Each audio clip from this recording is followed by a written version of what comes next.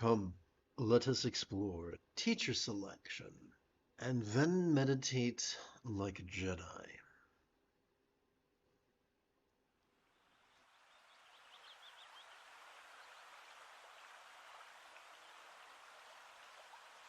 With so many lamas and authors offering to teach us how to meditate, often for a substantial fee,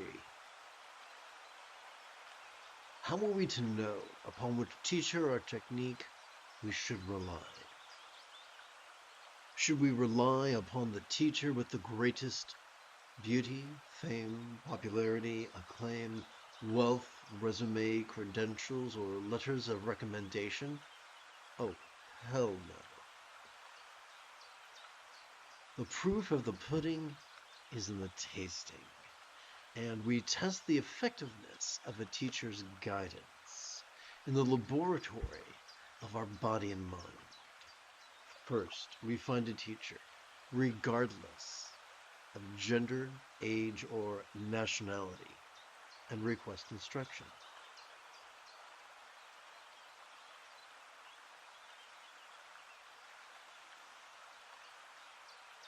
Second, we enthusiastically practice the technique we are given for at least 5 minutes once every 12 hours or so for 7 consecutive days.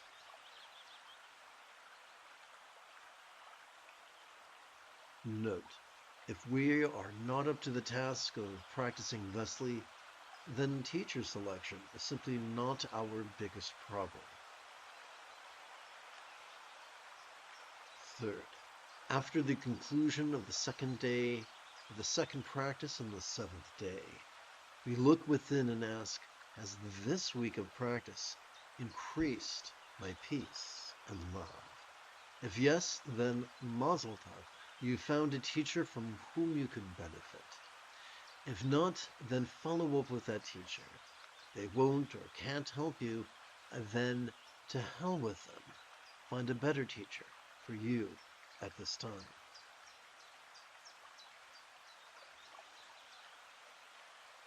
No, the test of a teacher's wisdom is not whether their teachings align with either our preconceptions or what we've been previously taught.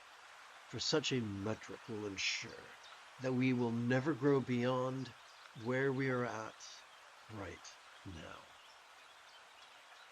And for goodness sake, let us not put ourselves in the hands of a greedy fool who would sell the Buddha's teachings. For although truly optional donations could be lovely, the greatest offering we could make is simply the enthusiastic application of teachers' instructions.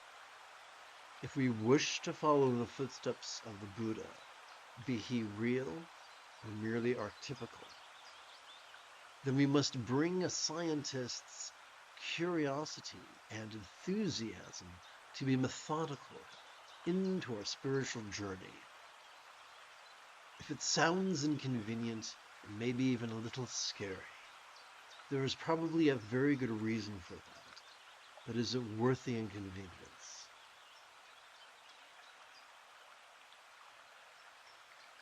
The Buddha thought so. This is why Gautama devoted his talents and time to teaching mindfulness and meditation.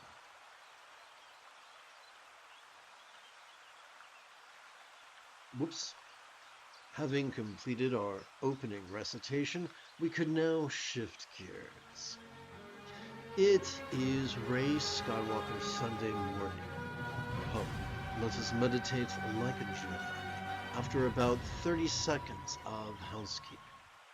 This is the Dzogchen Sende Lama Jigme Gyatso of the Buddha Joy Meditation School. For more than 30 years, harnessed my autistic special interests as well as my ADHD hyperfocus to spend about 8 hours a day, almost every day, studying, practicing, mastering, and reverse engineering the teachings and techniques of each school of meditation so that I can become your personal nerdy, neurodivergent guide to nirvana. Welcome, my friends, to meditate like a Jedi, which is made possible due to the generosity of viewers just like you. For the remainder of today's first live stream, let us practice mindfulness and meditation. And let us do so vulnerably, passively, viscerally, randomly, and fleetingly. The easiest and most efficient way of doing that is to silently and mentally recite the verb watch every time we feel our chest swell with air as we inhale, and for us to silently and mentally recite the verb rest every time we feel our chest subtly sink with our gentle exhalation. And so that's it. The quick path to great enlightenment is paved by simply sitting and breathing and watching and resting, regardless of that which we perceive being external, internal, physical, mental, pleasurable, painful, interesting, boring, glorious, of grotesque. Non-duality is not confusing chocolate and doggy-doo. Non-duality is applying the same antidote to whatever we experience. The antidote of watching and resting in harmony with our breathing.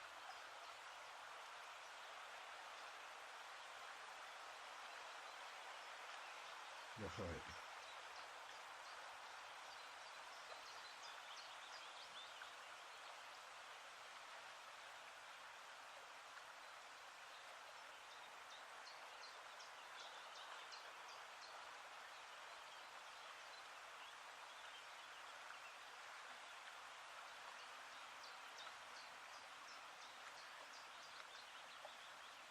In the vast expanse of the demon-like mind,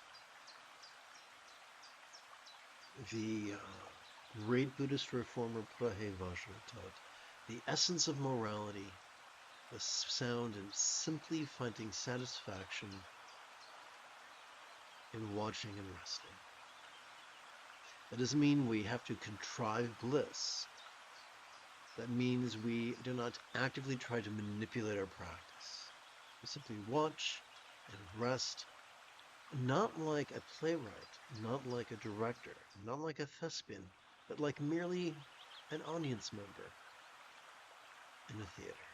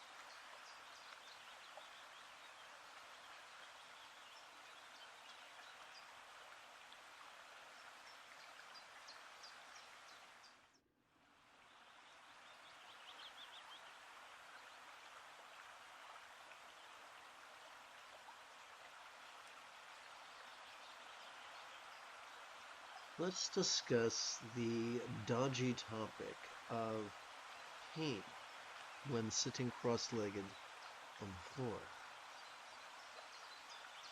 Pain is neither an indictment nor an acquittal.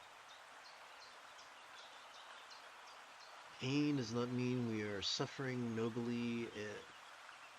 We are physically paying for our bad karma. That's just folly. No.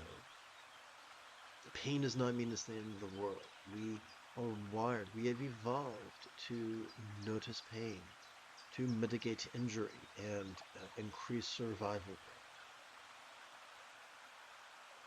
So, one of the benefits of watching and resting in harmony with our breathing is that our choices and utterances and deeds begin flowing, not from calculated contrivance, not from wild scatteredness, but from a centered spontaneity. So as we sit and notice pain in our body,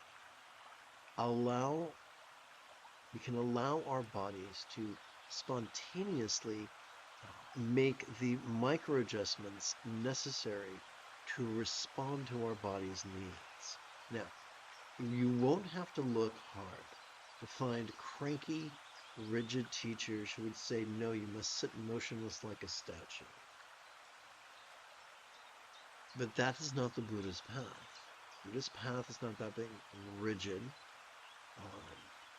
or cruel. It's about being flexible and kind.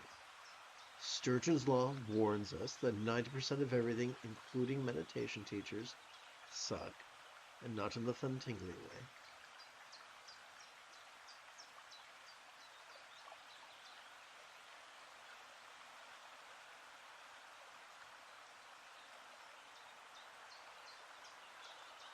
So we shouldn't be surprised when the instructions we receive come from the cruel or the foolish.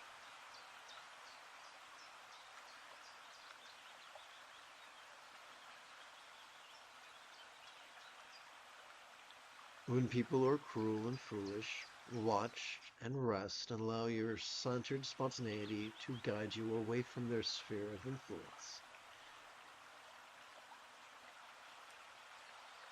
Receiving and applying instructions from someone who behaves in a way that you don't want to behave is like sticking your hand in fire and expecting not to get burned.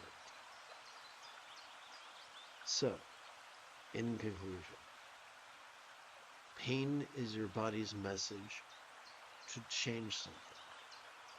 As we sit in meditation, allow your body to spontaneously make micro adjustments so that you can sustainably sit while in a manner that protects your health.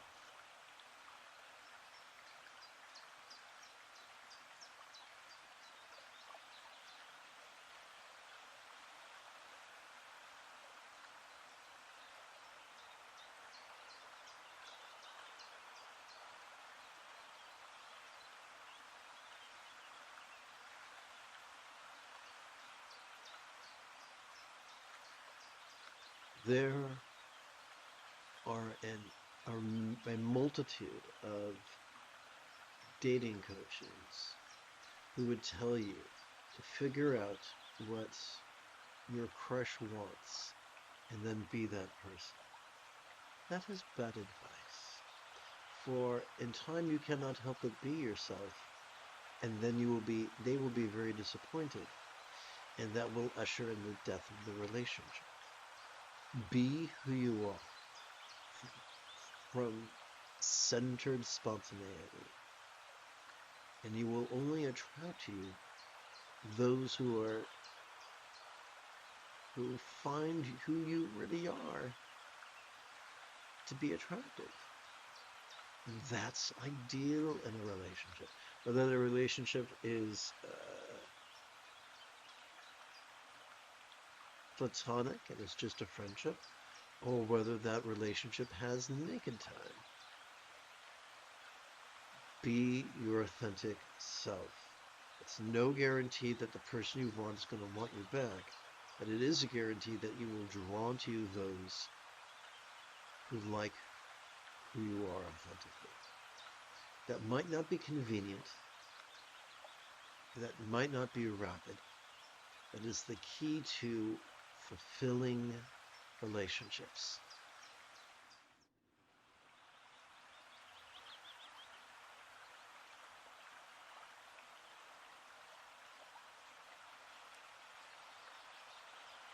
To join a Sangha, a meditation group, with the hopes of being recognized as a fully enlightened Buddha, that you would be giving prestige and authority to teach, is folly. Practice places that you feel support your practice and support your growth, and are full of people that you wish to emulate, as if they were a parent or an elder sibling. If you cannot find that place, then practice on your own. Practice correctly, and mastery of the Buddha's path becomes an inevitability.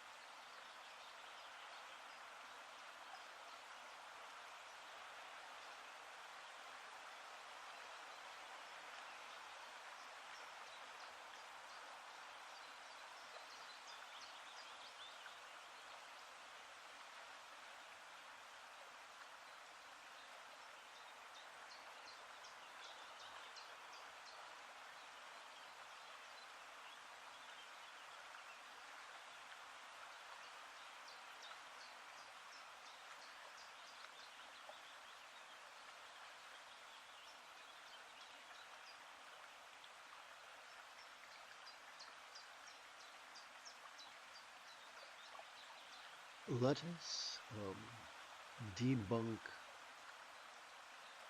classic confusions.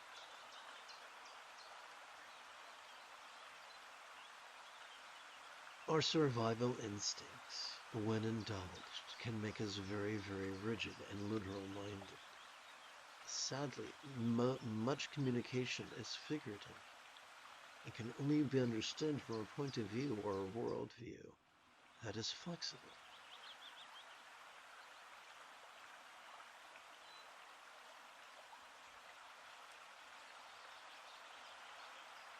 When Zen Master Dogen wrote "just sit," he wasn't speaking literally. He was speaking figuratively. He was inferring, don't try to control your perceptions, emotions, intentions, thoughts, memories, and imaginings. Be vulnerable to them. Don't try to analyze or think or believe your way to nirvana. Simply relax in harmony with your exhalation. Similarly, when the same teacher taught that meditation is simply mind, no mind, that was once again not a literal but a figurative instruction. So here's what that means. As we rest in harmony with our exhalation, whatever we watched during our previous inhalation could feel as impermanent and non-defining and non-graspable as if it fleetingly passed out of existence. To put a sharper point on that, as we rest in harmony with our exhalation, whatever action of mind, whatever antic of mind we might have watched during our previous inhalation, can feel as if it fleetingly didn't exist. During the next inhalation, we'll watch it again. So it didn't really go anywhere. It is kind of like an illusion. So we're playing with figures of speech. All complex life forms on this planet have evolved to think symbolically. And so yes, figures of speech can be messy, but they are part of the human experience. So our job is not to make that which we watched go away. Our job is to watch it and rest and watch and rest the ever-changing phenomena of the present moment, which include memories or fantasies about the past and present. Let's continue.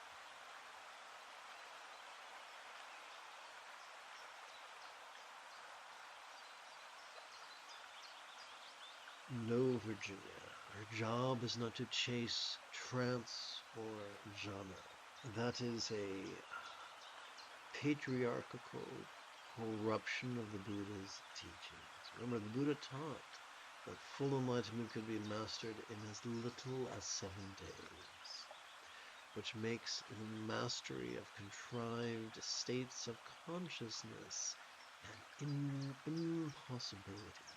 The only way for that teaching to be accurate is for the teachings to be easy as they are ultimate. So rather than indulging our controlling tendencies and picking and choosing the subtlety of our experience, just sit back, enjoy the ride, sit and breathe and watch and rest.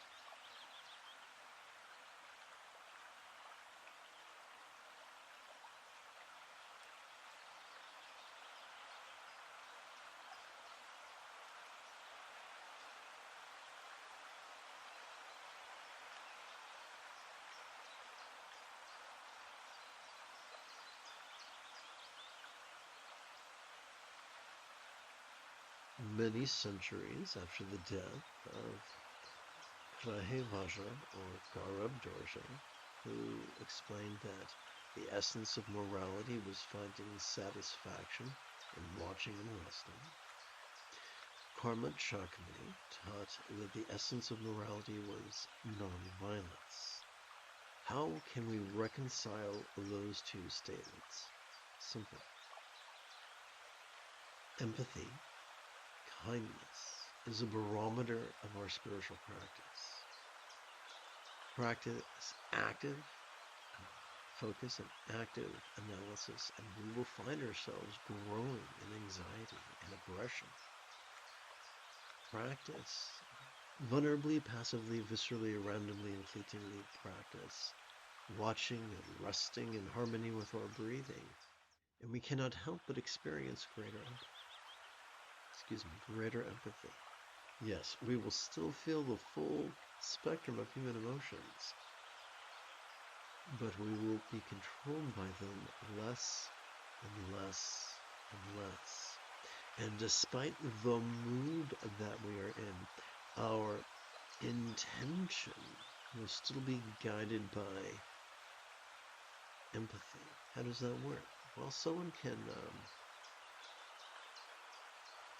act aggressively, brandish a knife, and we will feel all sorts of emotions that are natural, that are survival-oriented emotions.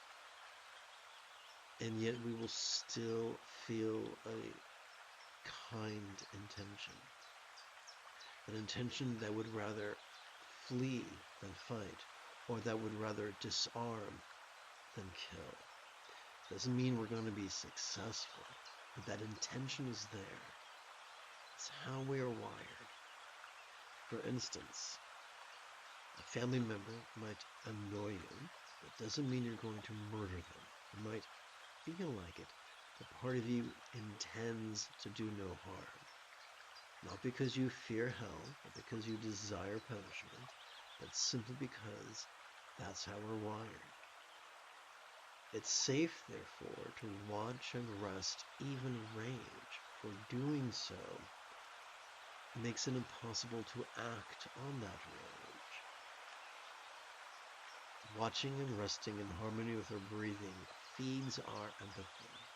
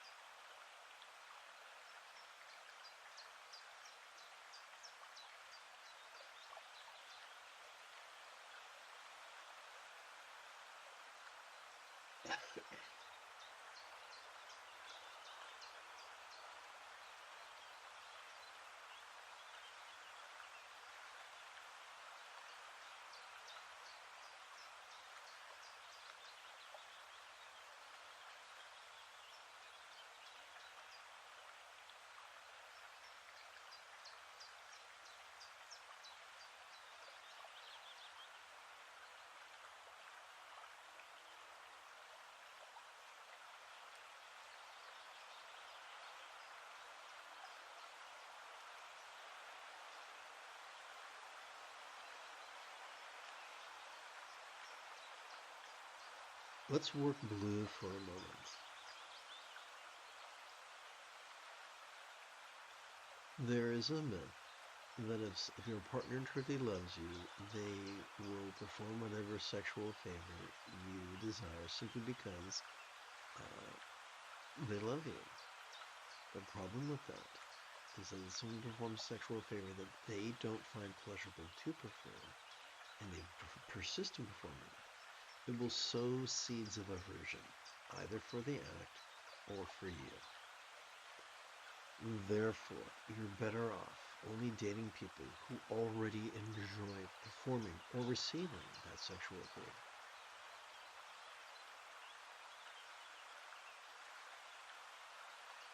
That could sound scary and unlikely, but that's the only sustainable path, and that's with everything.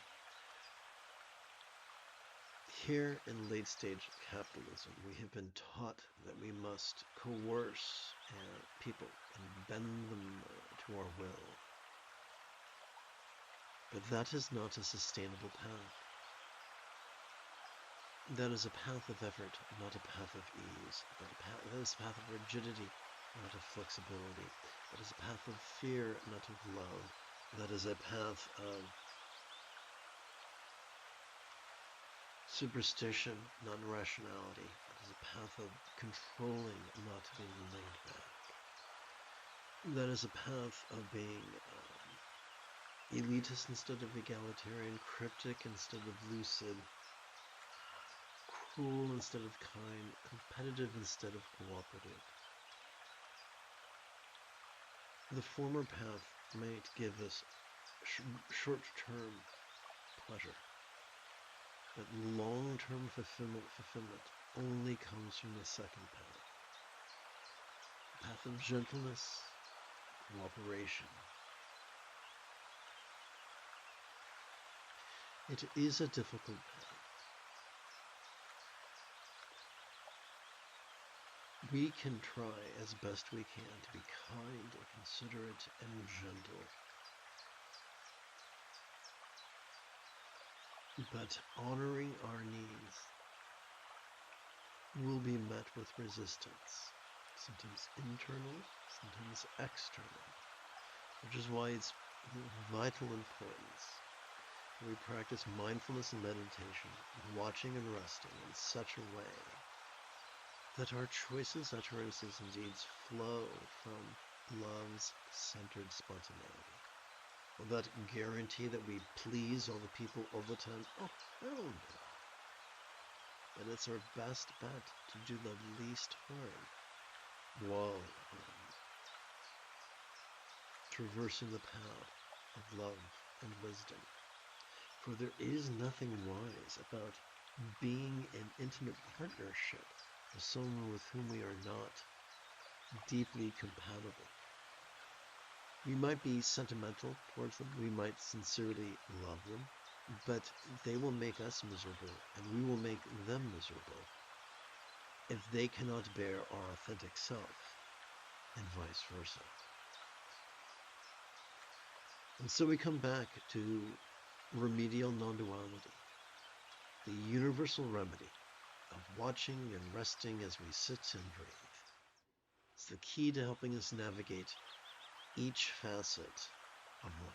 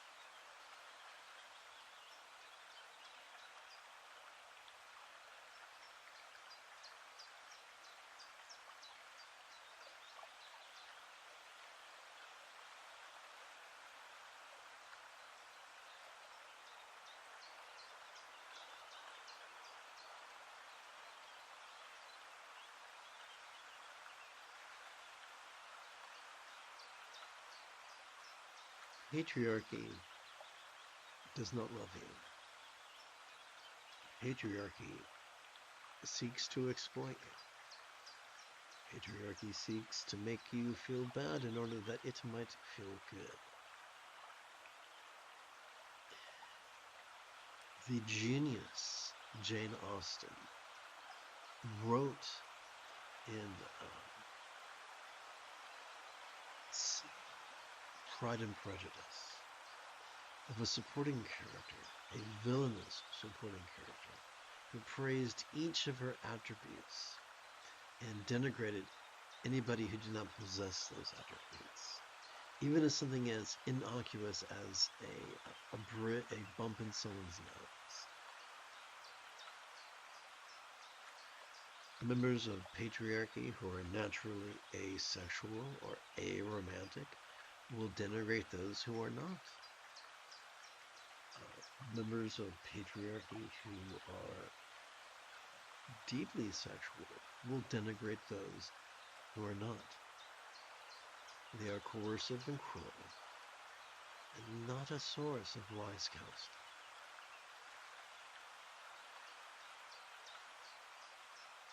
Which is why the purpose of an outer teacher is to merely help us find the inner teacher. Love's centered spontaneity that is accessed by sitting and breathing and watching and resting.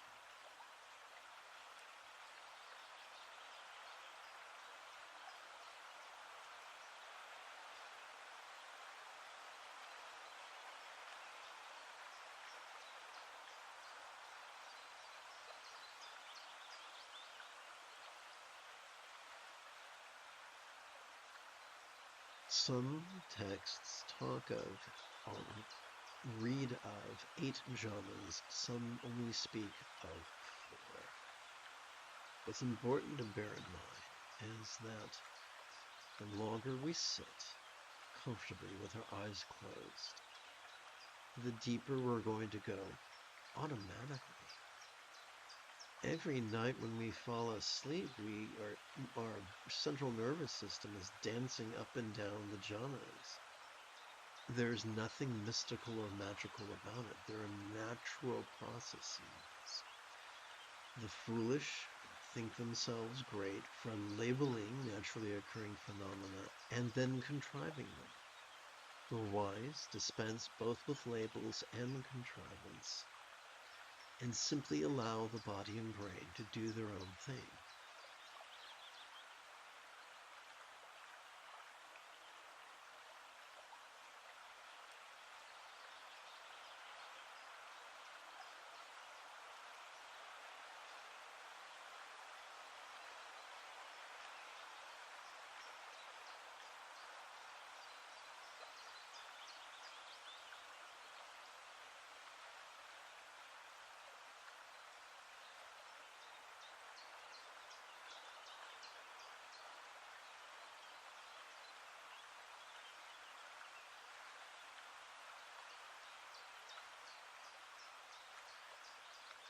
What if patriarchy was more than chauvinism? What if chauvinism was just one of many symptoms of a larger order challenge? When we have survival instincts that have evolved to keep us alive, and when used occasionally, intermittently, they can do so. However, when stuck in the on position, when used habitually and continually, they can suck the peace and joy and fulfillment out of life.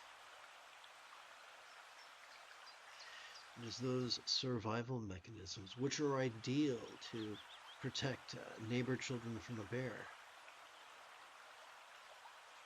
which are disastrous for maintaining a long-term relationship. So, the larger order driving force of patriarchy are the survival instinct mechanisms that drive us to intermittently be rigid, fearful, superstitious, controlling, elitist, cryptic, competitive, and cruel. Spiritual matriarchy, therefore, is more than just the absence of chauvinism. It's relying upon a different mechanism, a different subset of our central nervous system. Relying not upon that which is governed by our oxytocin circuit. Not governed by our dopamine circuit, but governed by our oxytocin circuit. That which shapes us to be flexible, loving, rational, laid back, egalitarian, lucid, cooperative, and kind. True matriarchy is not just gender-swapped patriarchy. True matriarchy, spiritual matriarchy, according to the Tao Te Ching, is living in cooperation with the external and the internal and our own oxytocin system.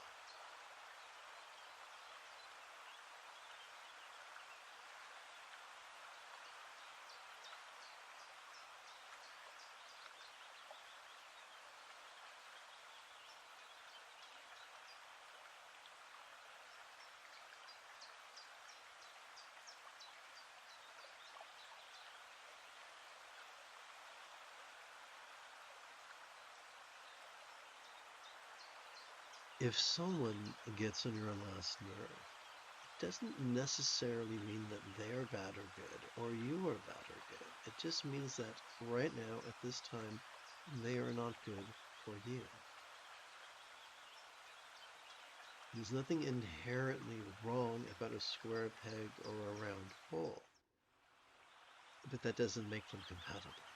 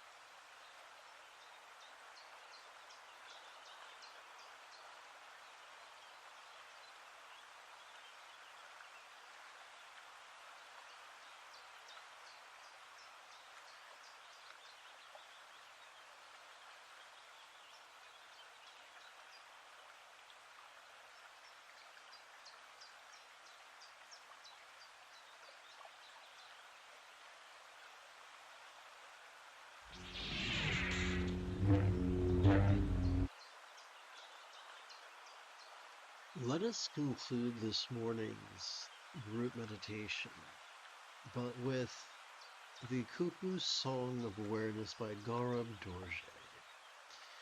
We will, if you're following along with me on Tuba, we can recite it once and chant it thrice.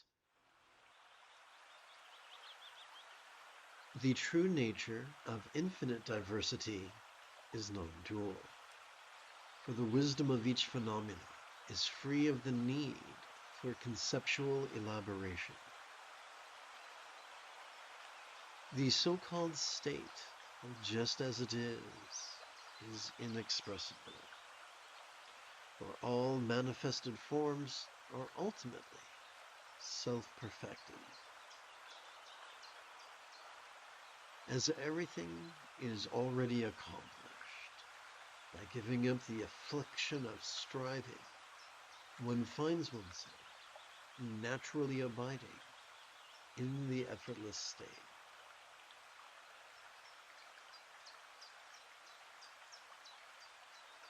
And now let's chant. The true nature of infinite diversity is non-dual. For the wisdom of each phenomena is free of the need for conceptual elaboration. The so-called state of just as it is inexpressible. For all manifested forms are ultimately self-perfected. As everything is already accomplished, by giving up the affliction of striving, one finds oneself naturally abiding in the effortless states.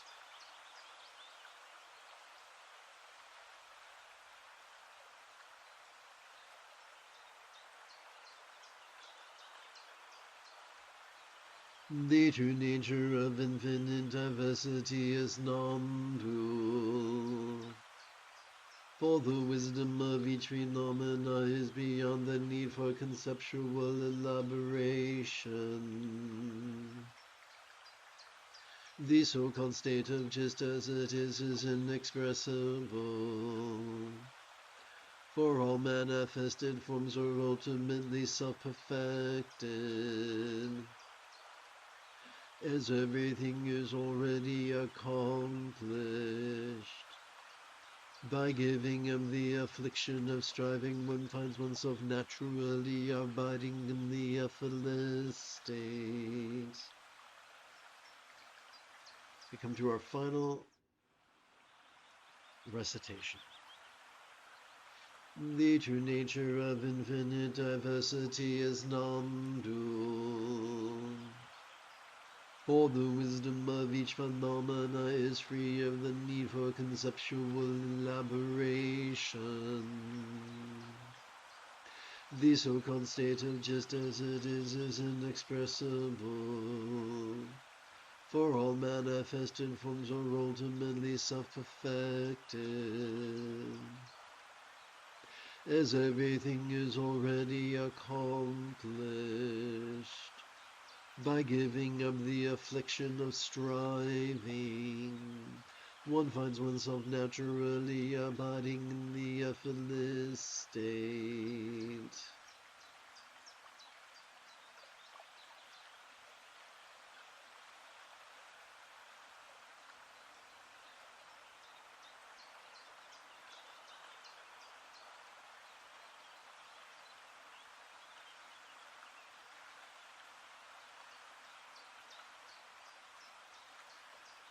You have taken your first step into a much larger world.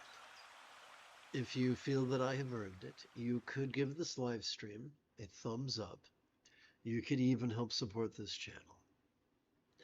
In approximately 3 hours, I would very much like to return to today's second meditation class and group practice. And if you are as geeky as me May the Force be with you always.